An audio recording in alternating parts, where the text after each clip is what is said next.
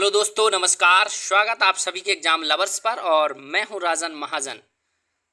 पर्यावरण अध्ययन से जुड़े कुछ ऐसे महत्वपूर्ण फैक्ट पर आज मैं डिस्कस करूंगा जो आपके एग्जाम में बहुत पूछे जाते हैं, चाहे आपका वो जीएस पोर्शन हो, चाहे फिर वो एनवायरमेंट का हो, चाहे साथ ही साथ करंट अफेयर्स के साथ भी इसको हम लोग डिस्कस करते हैं। तो चलिए एक एक पॉइंट पर हम लोग डिस्कस करेंगे। इसमें 40 से लेकर 45-50 तक आपके पॉइंट होंगे।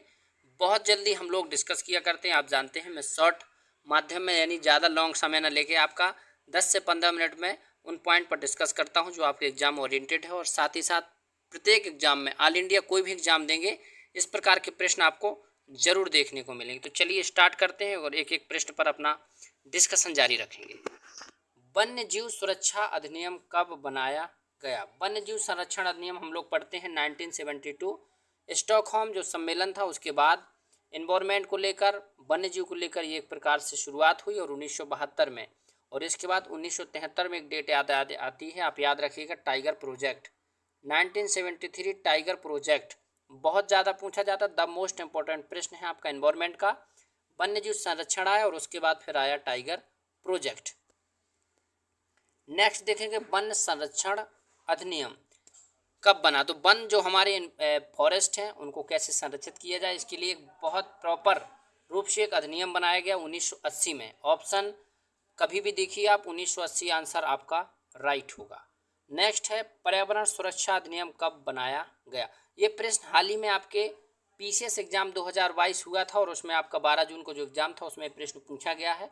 आप पीसीएस का पेपर उठा के देख लीजिए। एनवायरमेंट का एक बहुत पक्का प्रश्न है, यानी जो आपके अधिनियम है वो जरूर पूछे जाते हैं। 1986 पर्यावरण का, 1986 वन्य जीव संरक्षण आपका 1972 और वन संरक्षण 1980।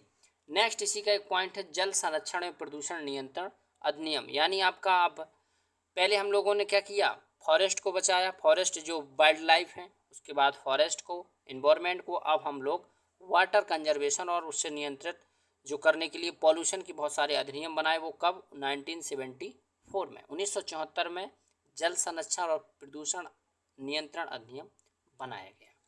नेक्स्ट देखेंगे हम लोग पर्यावरण की सुरक्षा मूल कर्तव्य है, इसका उल्लेख किस अनुच्छेद में किया गया है एवं संविधान के किस संशोधन के अंतर्गत जोड़ा गया। देखिए इसमें बहुत बढ़िया दो प्रश्न हैं। एक तो सबसे पहले आप समझेंगे कि हमारा जो एनवायरमेंट को लेकर के भारत के संविधान में एक बहुत बढ़िया पॉइंट दिया गया है, वो पहले नहीं था। 42 में संविधान संशोधन और आर्टिकल 51A, याद रखिएगा आपके एग्जाम में आने वाले प्रश्न हैं ये दोनों। कब? 42 में संविधान संशोधन 1976 और अनुच्छेद 51A, यानी आपके मूल कर्तव्य जो फंडामेंटल ड्यूटीज हैं हमारी जोड़ी गई, वो आपके क्या, हमारे सोवियत रसिया से ली गई शोरसिंग समिति की सिफारिश पर 42 में संविधान संशोधन द्वारा। फिलहाल आपके 11 मूल कर्तव्य हैं। 1976 में जब बने उस समय 10 थे। फिलहाल 86 में संविधान संशोधन 2002 के बाद अब 11 है। इतना आपको याद रखना है। और आपके यदि बात की जाए उसमें मूल कर्तव्य में 51A और हमारा जो डीपीएसपी में उसमें बात की गई है 48A में, इसको भी आप याद रखेंगे। नेक्स्ट देखेंगे भारतीय वन प्रबंधन संस्थान कहाँ पर स्थित है। जो हमारा वन प्रबंधन संस्थान है उसको लेकर के एक बहुत बड़ा हम लोग प्रश्न याद कर सकते हैं। भोपाल, भारतीय भोपाल यानी भारतीय वन, याद रखिएगा, भारतीय वन भोपाल है ना। अब वन अनुसंधान संस्थान ये प्रबंधन को लेकर है, लेकिन वन फॉरेस्ट रिसर्च इंस्टीट्यूट आपका कहाँ पर है? देहरादून में। बहुत अच्छे प्रश्न है देहरादून से। कई रिसर्च सेंटर आपके यहाँ पर देहरादून में लोकेटेड है। नेक्स्ट देखेंगे वर्षा वन अनुसंधान संस्थान, यानी आपके जो वर्षा होते हैं वो वर्षा के समय पे ज़्यादातर मात्रा में भारत में जो वन डेवलप हुई उसी को वर्षा वन कहा गया। और वर्षा वन को लेकर एक रिसर्च इंस्टीट्यूट है जोरहाट असम में। जोरहाट असम में एक स्थान है और वहाँ पर आपका नेशनल पार्क भी स्थित है। अनुवांशिकी एवं वृक्ष प्रजनन संस्थान कहाँ पर है? तो आप याद रखिएगा जो आपके हेरिडिटी से संबंधित है और साथ ही साथ जो आपके प्लांट्स रिप्रोडक्शन होता है उसमें एक रिसर्च इंस्टीट्यूट है कोयम्बटूर आंध्र प्रदेश में। भारत की प्रथम वन नीति कब बनी थी? तो 1894 में, यानी 19वीं शताब्दी के अंतिम समय, लगभग अंतिम समय चल रहा था उस समय, 1894 में। गिद्ध संरक्षण योजना कब लाई गई? तो जो गिद्ध हैं, आपने सुना होगा, गिद्ध इस समय काफ़ी कम मात्रा में हमारे इस लगभग संपूर्ण जो पृथ्वी है, भारत में और कम मात्रा में है। इसका कारण है कि जो गिद्धों को लेकर के एक हम लोगों ने पेपर में प्रश्न भी पढ़ा होगा कि ज़्यादातर जो गिद्धों के नष्ट होने का कारण है वो दर्द निवारक दवाएं जो हमारे जानवरों में देंगे, और जानवरों का मांस ही ज़्यादातर ये खाते थे, क्योंकि इनको जो प्रकृति का मेहतर कहा जाता, सफाई करने वाला स्कैवेंजर, तो इनको एक दवा दी गई डिक्लोफेनेक, जानवरों को दर्द की, और जानवरों का मांस खाने के बाद गिद्धों के अंदर प्रजनन क्षमता कम हुई, और उसके बाद गिद्धों का लगभग प्रजनन कम हो गया, और उनको संरक्षित करने के लिए 2006 में एक योजना शुरू की जिसको गिद्ध संरक्षण योजना बोलते हैं। गौंड संरक्षण परियोजना, गौंड आप जानते हैं ना, गैंडा होता है, ऐसे गौंड होते हैं, है ना, उनको संरक्षण करने की योजना है। 1987 में इसको बनाया गया था। ये प्रश्न बहुत कम आया है। लेकिन नीचे देखें, कछुआ संरक्षण परियोजना, ये प्रश्न आपके साथ किसी ना किसी एग्जाम में पूछे जाएंगे। अब ये ना कहें आपके ऐसे प्रश्न पूछे नहीं गए, प्रश्न कहीं ना कहीं पूछे गए हैं, तभी ये प्रश्न इस प्रकार के बन के तैयार हुए। बाघ संरक्षण परियोजना मैंने पहले बता दिया था, टाइगर प्रोजेक्ट 1973, इसको आप स्टार लगा लीजिए, बस आंख बंद करके कहीं बाघ आ जाए, टाइगर प्रोजेक्ट आ जाए, 1973 आपको राइट आंसर करना है। किस वृक्ष को पर्यावरणीय संकट माना जाता है? पर्यावरण के लिए सबसे ज़्यादा संकट जो पैदा करने वाला वृक्ष है उसका नाम है यूकेलिप्टस, जिसको हम लोग सफ़ेदा बोलते हैं। वो बहुत लंबा होता है, और जहाँ भी इस प्रकार के पौधे होते हैं वो पास पड़ोस का जितना भी जल है उसको सोख लेते हैं, और जो ज़मीन है वहाँ की उर्वरता एकदम नष्ट हो जाती है। यूकेलिप्टस पहले इसको काफ़ी अच्छा माना गया, लेकिन बाद में रिसर्च में पाया गया कि जो प्रकृति का एक प्रकार से आतंकवादी है, ये प्रकृति का आतंकवादी कहा जाता है, और वृक्षीय संकट माना जाता है यूकेलिप्टस को। चालबाज किस प्रकार के चलबाज, देखिए इसमें लिखा है चलबाज, चालबाज का मतलब चलबाज है, यहाँ पर थोड़ा सा सेंस लगाइएगा आप। चलबाज का मतलब होता है यायावर, यानी घुमक्कड़ व्यक्ति। अपने स्थान जो खाना बदोश होते हैं वो किस प्रकार के वनों में पाए जाते हैं? विषुवतीय वर्षा वन में। केंद्रीय मरु क्षेत्र अनुसंधान संस्थान कहाँ पर है? तो आपको कजरी नाम सुना होगा, ये आपका जोधपुर राजस्थान में है। CAZRI, central arid zone research institute, Jodhpur Rajasthan. Montreal protocol 1987, the most important प्रश्न, और आपके जो भी एग्जाम है उसका आने वाला सबसे बेहतर प्रश्न, मॉन्ट्रियल प्रोटोकॉल 1987 में होगा। 16 सितंबर 1987 को मॉन्ट्रियल प्रोटोकॉल लागू हुआ, और उसके बाद से ओजोन दिवस को, यानी ओजोन संरक्षण दिवस 16 सितंबर को मनाने की शुरुआत होती। 1987 मॉन्ट्रियल, ये आपका कनाडा में है। बीना समझौता 1985 में ओजोन परत को लेकर हुआ था। बीना एक ऑस्ट्रेलिया का शहर है। क्योटो प्रोटोकॉल किस वर्ष लागू हुआ? तो क्योटो ये जापान का एक शहर है, और ये 2005 में क्योटो प्रोटोकॉल संधि को लागू किया गया। पृथ्वी शिखर सम्मेलन कब आयोजित किया गया था? इस प्रश्न को आप लोग याद रखिएगा। पृथ्वी शिखर सम्मेलन 2010 में होगा। जैसे तो उसकी 1992 से काउंटिंग करेंगे कितने नंबर का है, तो यानी पृथ्वी शिखर सम्मेलन 1992 में पहली बार होता है। इसको अर्थ समिट के नाम से हम लोग जानते हैं, और ये रियो डी जेनेरिया में होता है 1992।